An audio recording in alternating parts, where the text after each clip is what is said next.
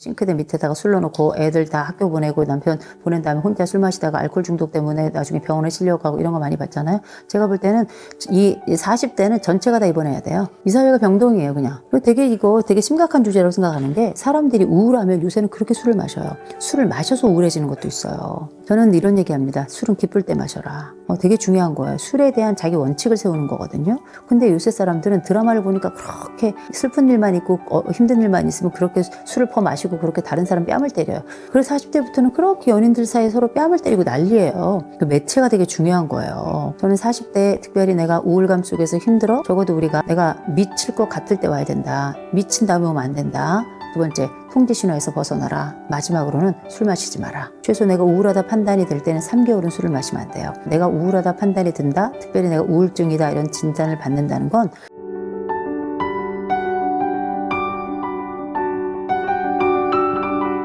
일단 40 지나고 나면 꽤 나는 사회적으로 어느 정도 이제 승진을 했고요. 요새는 결혼을 안 하는 분들도 있고 하는 분도 있지만 결혼 여부를 떠나가지고 내 삶에서 안정성이 어느 정도 자리를 잡았습니다. 친구도 거의 패턴을 다 가지고 있어요. 그리고 부모님들도 동시다발적으로 늙어가고요. 그리고 잔소리도 좀 줄어듭니다. 왜냐면 따로 사니까. 되게 그건 좋은 지점이에요. 그리고 내 영역을 갖추어 가면서 나의 일, 나의 돈, 그 다음에 나의 관계, 이런 많은 것들이 어느 정도는 꼴을 갖추어요. 40이라고 하는 거는 얼추 내 인생의 스케치가 끝났다. 경제적으로 다소 불안한 점이 있지만 여전히 나는 직장을 가지고 있다면 아직 이직의 가능성도 있고, 나라는 사람이 아직 젊기 때문에 채용의 가능성도 여전히 있는 거고요. 관계상으로 보자면 친구가 없던 사람들도 살살 친구가 생겨나는 시기인 게, 이때 우리가 MBTI에서 말하는 중용이 시작되기 시작됩니다. 우리가 나는 I야, 나는 E야 이렇게 얘기를 하는데, 이제 나이가 얼추 먹으면서 산전, 수전, 공중전 딱 겪잖아요. 그러면 이 그래프가 이렇게 짧아집니다. 그 얘기는 점수가 작아진다는 얘기죠. 양쪽을 골고루 쓸 수 있는 힘이 생겼다는 거예요. 이거는 한 가지가 줄어들었다는 게 아니라 두 가지를 다 쓸 수 있게 됐다는 거, 눈치가 좀 생겼다는 거죠. 사회적인 구력도 좀 생겼다는 거고. 어디 그뿐인가요? 경제적으로도 내가 월급만 받는 게 아니고요. 퇴직연금도 그렇고 개인연금도 그렇고 국민연금도 살살살살 들어가면서 그게 약간 그 파이가 커졌을 때예요. 해지가 약간 망설여지는 이런 나이가 사실은 40대거든요. 사회적 인간으로서 자리를 잡아 사회적으로 정착이 된 이런 인간이다 라고 말씀드려야 될 것 같아요. 20대가 가지고 있었는 요동치는 불안정성이나 30대가 가지고 있는 이 사회에 적응하기 위한 쓰라림이나 이런 것들도 얼추 좀 정리가 돼가지고요. 나의 해방일지라고 하는 그 드라마를 보면 그 연령대가 대부분 40대가 많아요. 그 40대가 딱 나의 해방일지 쓰기 좋을 때거든요. 나를 이렇게 객관적으로 보기도 하고 내 안쪽을 좀 추스르기도 하고 내 주변을 좀 바라보기도 하고 하면서 나라는 사람이 좀 인생을 살아보니까 인생은 좀 이런 것 같아 라고 하는 첫 번째 운을 뗄 수 있는 나이가 저는 40일 거라고 봅니다. 삶이 좀 너무 불안할 때, 40을 지나서 삶이 너무 불안할 때는 무엇부터 해야 될까요? 나가서 뛰세요. 뛰어야 돼요. 아직 다리 건강하니까 혹시 다리 불편하면 걸으시면 돼요. 내가 불안하다 싶잖아요. 우리가 여러 방법, 나비봉도 하고 접지도 하고 뒤꿈치를 들었다 뗐다 하고 안정액을 막 꿀꺽꿀꺽 마시기도 하고 그러는데, 저는 늘 말씀드립니다. 불안하잖아요. 이 주변의 모든 것들이 다 뒤틀려 보여요. 그리고 모든 것들이 다 불안정하게 느껴지고요. 모든 것들이 다 짜증이 납니다. 왜냐하면 안정적이지 않으니까. 그런데 인간은 몸이 먼저 좀 피곤해야 돼요. 일단 나가서 뛰잖아요. 그러면 제일 먼저 땀이 나고, 그 다음에 약간 긴장했던 이 근육들이 나중에 뛰고 나면 약간 이완이 되면서 정신도 이완이 돼요. 그리고 40은 아직 젊을 뿐만 아니라 요새 40대들 다 잘 먹어요. 다 잘 먹어가지고 물론 다이어트 비만 이런 것도 있겠지만 기본적으로 에너지 다 좋고 영양제까지 다 땡겨 먹잖아요. 그런 사람들은 불안할 때 더 불안해요. 살이 찌고 이 에너지가 많아지잖아요. 그러면 사람 분노가 더 빠르게 올라옵니다. 그래서 명절에 더 싸우는 거예요. 내가 너무 힘들다, 어렵다, 불안하다 이런 생각이 들면, 그 생각이 들 때마다 할 수 있다면 바로 나가서 뛰어야 됩니다. 산책 한 바퀴라도 무조건 하고 와야 돼요. 내 불안이라고 하는 세계를 탈출하는 가장 쉬운 방법이고 가장 정확한 방법이고 가장 중요한 방법이에요. 불안은 하나의 세계를 구축해요. 그 불안은 또 다른 불안을 계속 끌어당깁니다. 없는 불안마저도 당겨서 내 안쪽의 세계를 다 불안으로 완전히 가득 채우게 되는데, 그럴 때 우리는 이 사람을 환자라고 부르는 거예요. 할 수만 있다면 정신과 찾아가고 상담실 찾아가고 다 좋은데요. 1차적으로 그런 데 가기 전에 먼저 달리고 뛰고 해야 됩니다.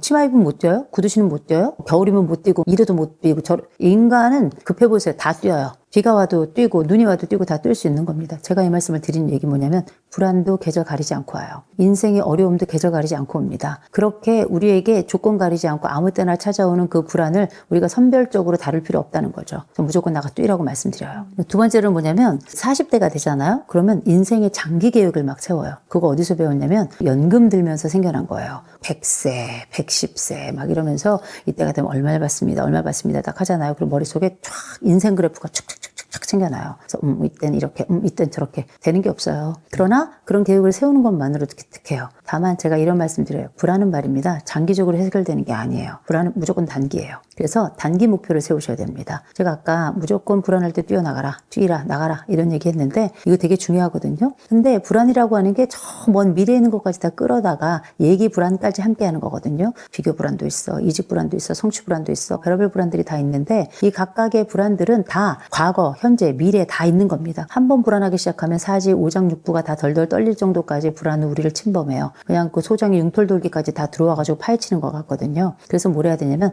단기 목표를 정하셔야 돼요. 성취를 다시 한번 느끼게 하고 내가 가지고 있는 비교보다 나만의 열매를 얻고 그리고 열매를 향해서 단기 호흡을 하고 단기 걸음을 걷는 요 역할을 하시는 게 굉장히 중요해요. 누가 나한테 계획을 줘요? 아무도 우리에게 계획을 주지 않아요. 40 넘어가면 그거 우리 다 알거든요. 또 한 가지 아는 게 있어요. 40 넘어가면 우리가 누구도 나에게 이런 해법을 주지 않는다는 것도 알지만 내가 그 해법을 만들어 간다는 것도 알아요. 수능도 보고 중간고사, 기말고사 이런 것도 막 보고 그랬잖아요. 시험들을 딱 보거나 하면 자격증 준비하거나 그럴 때 딱 그 시험 보는 날짜가 있어요. 그 날짜까지 우리가 힘들어도 어떻게 이 악물고서는 모든 기쁨과 즐거움을 뒤로 미루고 그 목표를 향해서 요거 끝나고 나면 요거 해야지. 요거 우리가 그걸 프리맥 효과라고 불러요.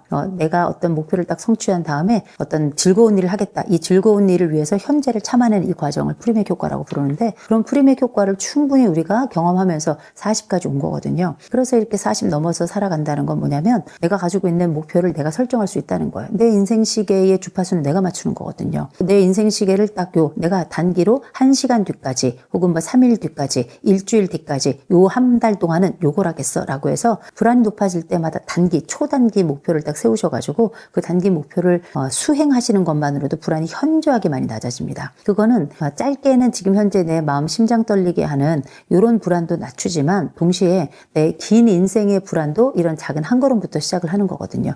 인생이 길지만 목표는 항상 단기가 좋습니다. 그 단기 목표들 중에 잊지 마실 거 뭐 다이어트 이런 건 안 돼요. 제가 말씀드리는 이 불안을 낮추는 방법, 더군다나 인생 불안이 40에 나에게 뭉쳐온다. 반드시 50대를 만나세요. 50이라고 하는 나이가 넘어가면서 50대들이 뭐 지혜롭냐 그런 건 아닌데 40은 겪었거든요. 60대를 만나면 안 돼요. 왜냐면 이미 세대가 너무 달라요. 바로 윗세대를 만나는 게 가장 좋습니다. 40대 초반이라면 40대 후반이 좋아요. 그리고 40대 전반을 통틀어서 그 삶에 대한 여정이 궁금하다면 50대를 만나서 물어보시는 게 좋아요.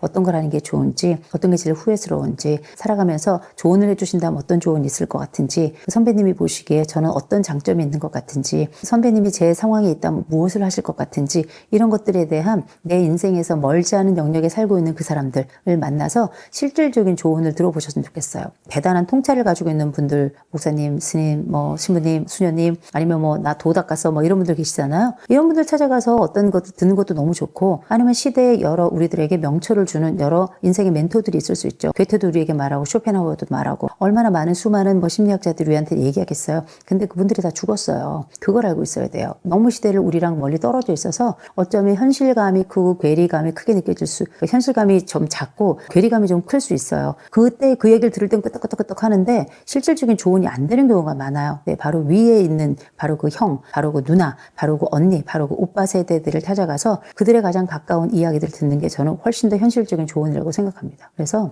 불안하다 싶을 땐 물론 이런 병리적 불안은 병원을 찾아가고 상담가를 찾아가는 게 맞아요. 그러나 그게 아니라면 내 인생 전반에 대한 나도 모르는 흔들림이 있다면 그때는 책 읽어보는 거 다 좋거든요. 할 수 있다면 저는 50대를 직접 만나서 그 눈동자를 보면서 그 콧김을 쐬면서 그 입에서 나오는 이야기를 들어보면서 실질적으로 내 눈에, 내 코에, 내 귀에, 내 입에 그 사람의 이야기에 그 삶이 직접적으로 들어올 수 있도록 그렇게 하는 게 저는 정말 좋다고 생각합니다. 그 우울증이 발병해도 정신력의 문제다라고 생각하고 병원에 안 가는 분들도 많은데요. 이런 분들한테 어떤 조언을 해줘요? 덜 아파서 그래요. 사람은 미치기 전에 가야 돼요. 미친 후에 가면 정말 그때는 어려워집니다. 미칠 것 같을 때 가야 돼요. 우울에 미칠 것 같고 죽을 것 같고 뭐뭐 할 것 같다 할 때 있죠. 그때 가야 돼요. 왜냐면 그때가 지나고 나면 우리가 골든타임이라는 게 있잖아요. 이 골든타임이라는 건 굉장히 중요한 말입니다. 이 사람이 이때를 놓치면 사실은 걷잡을 수 없는 상황으로 도달하기 때문에 또 통제가 어려운 상황 속에 들어가기 때문에 우리가 골든타임이라는 게 있는 거예요. 제가 말을 약간 강하게 해서 이 말들이 좀 불편하게 들리실지 모르겠지만 저는 현장에서 그때를 놓쳐서 오신 분들을 너무너무 많이 만나요. 잡을 수 있었던 그 우울을 너무 깊게 놔두어서 이 우울이 이 사람의 인생을 파괴하는 걸 저 너무 많이 봤고요. 또 걷잡을 수 없다고 생각했지만 그때에 맞춰서 찾아온 이 불안 환자가 이 상담 과정을 통과하고 치료 과정을 통과하면서 자기 새 삶을 새 살 돋듯이 그렇게 살아가는 걸 저 너무너무 많이 봤기 때문에 미칠 것 같을 때 오셔야 돼요. 뭐 할 것 같아 하면 무조건 전 전문가를 꼭 찾으라고 말씀드려요. 그 뒤로는 많이 늦출 수 있다. 그래도 늦더라도 가는 게 안 가는 것보다 낫다라고 말씀을 드리고 이런 상담 현장에 딱 가면 제가 말씀드릴 두 번째 상황이 벌어질 겁니다. 통제 신화에서 벗어나야 돼요. 통제 신화라는 건 뭐냐면 내 병은 내가 알아. 이게 통제 신화예요.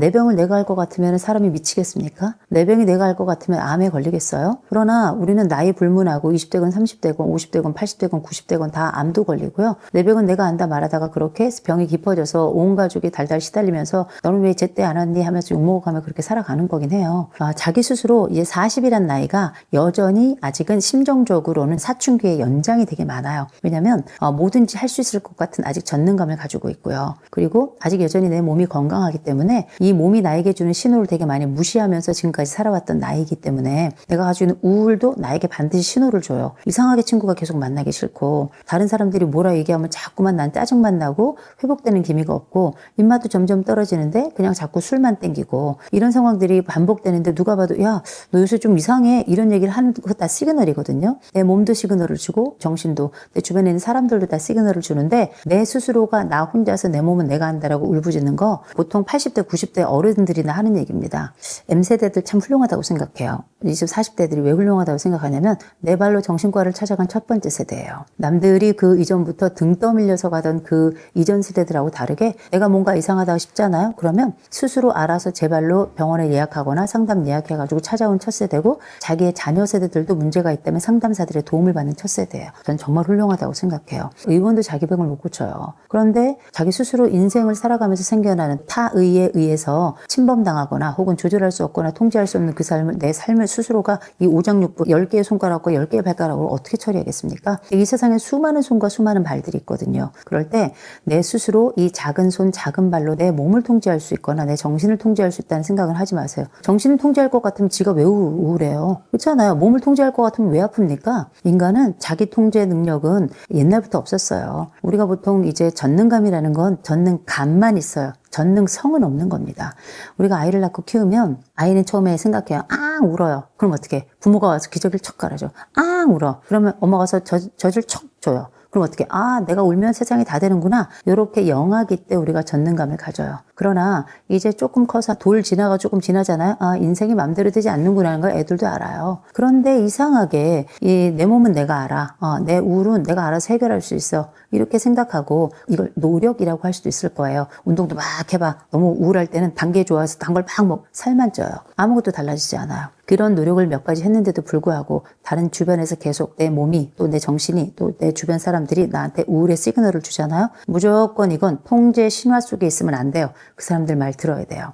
우리는 우리를 통제할 수 없다. 다만 우리는 우리를 위해 애쓸 수 있다. 이렇게만 말씀드리면 될 것 같아요. 우울이 막 미친 듯이 파고들잖아요. 술 마시지 말아요. 담배 피는 게 금지된 세대가 M세대들 어릴 때예요. 계속 드라마에서 술을 마셔요. 엄청 술을 마셔요. 슬퍼도 술, 기뻐도 술, 이래도 술, 저래도 술, 심심해서 술, 혼자 술, 여럿이 술, 술을 마셔요. 술은 또 늘어요. 술을 안 마시면 좀 이상한 것 같기도 하고 요즘은 일주일에 서너 번씩 술 마시는 거는 이상하게 생각 안 하더라고요. 알코올 중독이에요. 40대가 제가 볼때 집단 알코올 중독인 것 같아요. 전 너무 심각하다. 남 얘기 아니죠? 예. 그리고 집에서 아무도 안 만나도 혼자 술을 마셔요. 그래서 옛날에 한때 사회에서 키친 드렁커 해가지고 싱크대 밑에다가 술 넣어놓고 애들 다 학교 보내고 남편 보낸 다음에 혼자 술 마시다가 알코올 중독 때문에 나중에 병원에 실려가고 이런 거 많이 봤잖아요. 제가 볼 때는 이 40대는 전체가 다 입원해야 돼요. 이 사회가 병동이에요, 그냥. 이거 되게 심각한 주제라고 생각하는 게 사람들이 우울하면 요새는 그렇게 술을 마셔요. 술을 마셔서 우울해지는 것도 있어요. 저는 이런 얘기합니다. 술은 기쁠 때 마셔라. 되게 중요한 거예요. 술에 대한 자기 원칙을 세우는 거거든요. 근데 요새 사람들은 드라마를 보니까 그렇게 슬픈 일만 있고 힘든 일만 있으면 그렇게 술을 퍼 마시고 그렇게 다른 사람 뺨을 때려요. 그래서 40대부터는 그렇게 연인들 사이에 서로 뺨을 때리고 난리예요. 그 매체가 되게 중요한 거예요. 저는 40대 특별히 내가 우울감 속에서 힘들어. 적어도 우리가 내가 미칠 것 같을 때 와야 된다. 미친 다음에 오면 안 된다. 두 번째, 통제 신호에서 벗어나라. 마지막으로는 술 마시지 마라. 최소 내가 우울하다 판단이 될 때는 3개월은 술을 마시면 안 돼요. 내가 우울하다 판단이 든다. 특별히 내가 우울증이다 이런 진단을 받는다는 건 2주 이상 내가 잠도 못 자고 잘 먹지도 못하고 생각도 계속 죽고 싶고 힘들고 슬프고 눈물만 하고 이게 2주 이상 지속되면 우리가 이거 우울증이라고 진단을 하는데 우울증이 있고 우울감이 있어요. 이건 두 개는 다를 수 있어요. 약간 우울감이 있는 건 또 다른 상황에 의해서 충분히 내가 정신적인 리프레시가 될 수 있는 거예요. 또 기쁜 일 있으면 같이 깔깔깔깔 웃고 그런데 24시간 슬프다? 이건 내가 완전히 그 눈물의 저수지 속에 들어가 있는 거거든요. 나는 침잠된 인생이 돼버린 거예요. 이럴 땐 나 스스로 나올 수가 없어요. 내가 아무리 내 머리를 끄댕이를 잡아서 겉으로 올린다 하더라도 이미 내 몸 전체가 물속에 들어와 있는데 내가 나를 어떻게 살립니까? 술을 마시는 거는